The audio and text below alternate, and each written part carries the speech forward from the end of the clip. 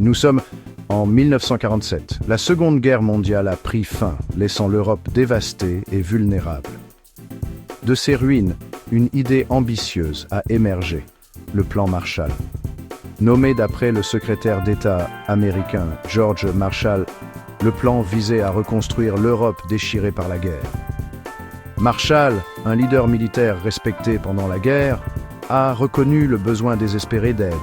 Il a envisagé un programme qui non seulement reconstruirait les infrastructures, mais revitaliserait également les économies et renforcerait les démocraties. Son appel à l'action a trouvé un écho auprès des dirigeants américains.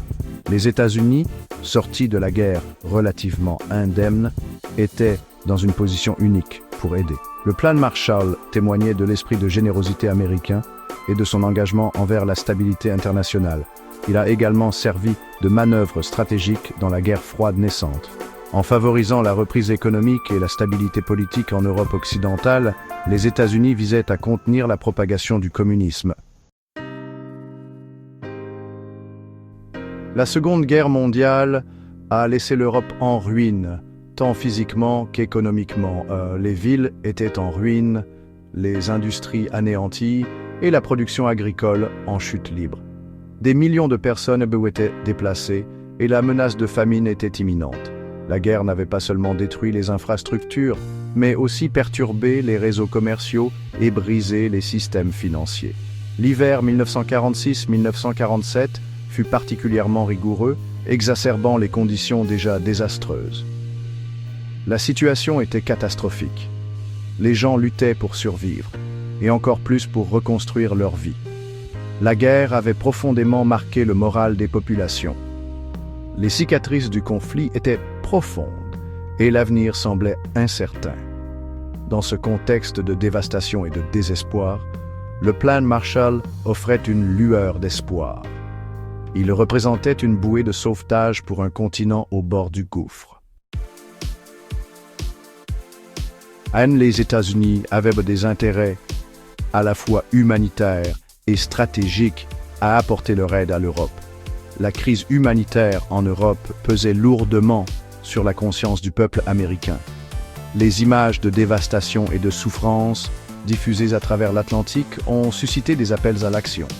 Au-delà de la compassion, les États-Unis ont reconnu qu'une Europe stable et prospère était essentielle à leur propre bien-être économique. L'Europe était un partenaire commercial majeur et sa reprise économique était cruciale pour relancer l'économie mondiale. Cependant, les États-Unis avaient également un intérêt direct à contenir la propagation du communisme. L'Union soviétique, enhardie par ses victoires en temps de guerre, exerçait son influence en Europe de l'Est. Le plan Marshall était perçu comme un moyen de contrer l'expansionnisme soviétique en renforçant les gouvernements démocratiques en Europe occidentale. C'était un investissement stratégique dans la guerre froide naissante, visant à créer un rempart contre le communisme. Le plan Marshall, officiellement connu sous le nom de Programme de relèvement européen, a été lancé en 1948. Le plan a fourni plus de 13 milliards de dollars d'aide à 16 pays européens, dont la Grande-Bretagne, la France, l'Allemagne de l'Ouest, l'Italie et les Pays-Bas. L'aide prenait diverses formes, notamment des subventions, des prêts et une assistance technique. Elle a financé la reconstruction des infrastructures, la modernisation des industries et la revitalisation de l'agriculture. Le plan Marshall n'était pas une simple aumône, mais un partenariat basé sur l'intérêt mutuel. Les pays bénéficiaires étaient tenus d'élaborer leur propre plan de reconstruction et de coordonner leurs efforts. Le plan encourageait également l'intégration et la coopération européenne. L'impact du plan Marshall a été profond. Il a contribué à déclencher un miracle économique en Europe occidentale, conduisant à une croissance et une prospérité sans précédent.